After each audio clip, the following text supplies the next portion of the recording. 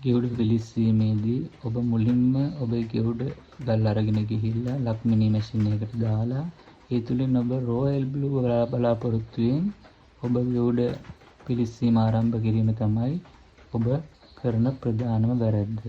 ඒ තුලින් ඔබට මැණික් ව්‍යාපාරය එපා වෙලා යන්නත් ඉඩ තියෙනවා. හේතුව ඒ තුලින් ඔබට රෝයල් බ්ලූ වර්ණය ලබා ගැනීමේ සම්භාවිතාවය ඉතාම අඩුයි. ඉතාම අඩුයි කිව්වට සම්භාවිතාවයක් නැහැ කියලා කියන්න බෑ. සම්භාවිතාවයක් තියෙනවා. ඒ ගෙවුඩ ගලේ ඇති රසායනික සංයුති අණුව.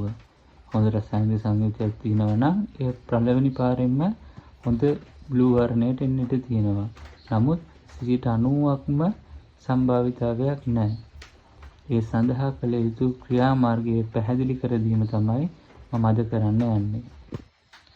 ඒ සඳහා ගොඩක් දෙනෙක් කිව්වට ඒක ගුරු මුස්තියක් වශයෙන් තමයි සියලු දෙනාම භාවිතා කරන්නේ.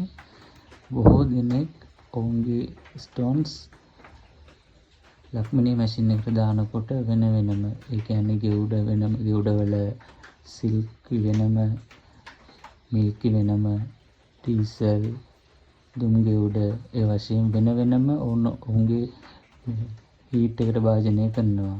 ඉතින් ඒ තුලින් ඔවුන්ට ඒ සඳහා ලබා දිය යුතු උෂ්ණත්වය වෙන වෙනම ලබා දෙන්න පුළුවන්. ඒ තුලින් ඔවුන්ට ගලට හොඳ වර්ණය ආවේ නැතත් ගල් paludu නොවි හොඳ තත්ත්වයෙන් ගල් ටික එළියට ගන්න පුළුවන්. පොඩි පාටක් එන්න ඉඩ තියෙනවා. සමහර හොඳ ගල් හොඳ වර්ණයෙන් එන්න ඉඩ තියෙනවා. නමුත් අනිත් ගල් paludu නොවි හොඳ තත්ත්වයෙන් එන්න ඉඩ තියෙනවා. හේතුව ඔවුන් ලබා දෙන්නේ අඩු හීට් එකක්. අඩු හීට් එකක් ලබා දීලා එම ගල ඒගොල්ලෝ අර ගෙවුඩ ප්‍රමාණය ඔක්සිජන් වලින් ලබා දෙන පවර් එක නිසා ඒ තියෙන ගෙවුඩ ප්‍රමාණය ඉවත් කළා එම ගල සම්පූර්ණයෙන් ලබා ගන්නවා. ඒ කියන්නේ අර ගල paludu නොවි ඒ ගල ලබා ගන්නවා හොඳ තත්ත්වෙන් ලබා ගන්නවා. ඒක ගල ලබා ගැනීම තුලින් ඒගොල්ලන්ට ඒක ඉලෙක්ට්‍රික් මාර්ගයට දාන්න පුළුවන්. ඒක තමයි මෙයාලගේ ප්‍රධානම රහස. ඒගොල්ලෝ ඒක හයි හීට් එකක් නොදී නෝමල් හීට් එකක් ලබා දෙනවා. ලබා දීම තුලින් ඔවුන්ට අර හොඳින්ම තියෙන ගල් හොඳින්ම රසායනික සංයුතිය තියෙන ගල් හොඳ වර්ණය එනවා. නමුත් අනිත් ගල් paludu නොවි කිසිම ප්‍රශ්නයක් නැතුව ඒක ඔවුන්ට ලබා ගන්න පුළුවන් ආකාරයට තමයි ඔවුන් ඒකට හීට් ට්‍රීට්මන්ට් ලබා දෙන්නේ. ඉතින් ඒ තුලින් ඔවුන්ට ඒක නැවත ඉලෙක්ට්‍රික් හීට් එකට භාජනය කරන්න පුළුවන්. ඒ ඉලෙක්ට්‍රික් හීට් එකට භාජනය කිරීම තුලින් ගල් වලට කිසිම හානියක් වෙන්නේ නැහැ. ගල් සියලුම ගල් රෝයල් බ්ලූ වර්ණයට එනවා. එමකෝ ඒ ගල් තෝරලා ගන්න කට්ටිය, ගෙවුඩ ගන්න කට්ටිය ඒගොල්ලෝ හොඳටම දන්නවා මේ ගල නෝමල් බර්න් එකට දාලා ඉලෙක්ට්‍රික් දැම්ම ගමන් රෝයල් බ්ලූ වර්ණයට එන බව. හේතුව නෝමල් බර්න් එකට නොදා ඉලෙක්ට්‍රික් ඩිරෙක්ට් දැම්මයින් පස්සේ ගල කුඩු වෙනවා. ඒ නිසා නෝමල් බර්න් එකට ලෝ හීට් එකක් ලබා දීලා ඔවුන් ඒකෙන් සමහර ගල් රෝයල් බ්ලූ වර්ණයට වන්නවා. 90%ක්ම ඉලෙක්ට්‍රික් හීට් ට්‍රීට්මන්ට් එක සඳහා භාජනය කරනවා. ඒක තමයි ඔවුන් භාවිත කරන ප්‍රධානම ගුරු මුස්තිය. නමුත් ඒක ඔවුන් එළියට කියන්නේ නැහැ. ඔවුන් විසින්ම ඒක හංගලා ඒක සිදු කරගෙන යනවා. ඔවුන් පොහොසතුන් බවට පත් වෙනවා. නමුත් අර ගෙවුඩ හීට් කරලා ලක්මිනී මැෂින් එකෙන් හැමදාම හීට් කරලා ගල් සුදු කරගෙන ගල් පුපුරවගෙන එහෙම කරන කට්ටිය යාම දුප්පත් මිනිස්සු විදියට හැමදාම ඒක ජීවත් වෙනවා. ඔවුන්ට ඒ තුලින් මැණික් ව්‍යාපාරය එපා වෙනවා. ඒ සඳහා තමයි මේ පැහැදිලි කිරීම මට ප්‍රධාන වශයෙන් මේ පැහැදිලි කිරීම ලබා දෙන්න ඇත්තටම ලබා දීමේ අවශ්‍යතාවය තිබුණේ මේ දේ සියලුම තරුණ පරපුර වෙනුවෙන් දැනුවත් කිරීම. මම කතා කරන ආකාරයට සමහර වචන පොඩි පැටලවීමක් සිද්ධ වෙනවා. ඇත්තට මේකට සමා වෙන්න මම මේ YouTube channel එක ආරම්භ කිරීමට හේතුව මේ සිදුවෙන සමාජ අසාධාරණය නිසා. ඒ නිසා ඒ පොඩි අඩුපාඩුව ඔයාලා ගණන් ගන්න එපා. මගෙන් ගන්න ඕන අදහස ඔයාලා ලබා ගන්න මට මෙතන ලොකු අදහසක් හිතේ ඇතිවෙච්ච කලකිරීමක් නිසා තමයි මම මේ අදහස ඔයාලට ලබා දෙන්නේ. තවත් ප්‍රධානම දෙයක් තමයි සෙල්සියස් අංශක 300 තමයි ගල් එක කුඩු වෙනවා, එක ඩැමේජ් වෙනවා. ඒ කාර්ය සිද්ධ වෙන්නේ සෙල්සියස් අංශක 300 දී. 300න් උඩට යද්දි කිසිම ප්‍රශ්නයක් නැහැ. 1000 1500 කිසිදු ප්‍රශ්නයක් සිදුවීමට භාජනය වෙන්නේ නැහැ. එම සෙල්සියස් අංශක 300 දක්වා එන හීට් ප්‍රමාණය තුල ඒක අපි ලබා දෙන්න ඕන හිමින්.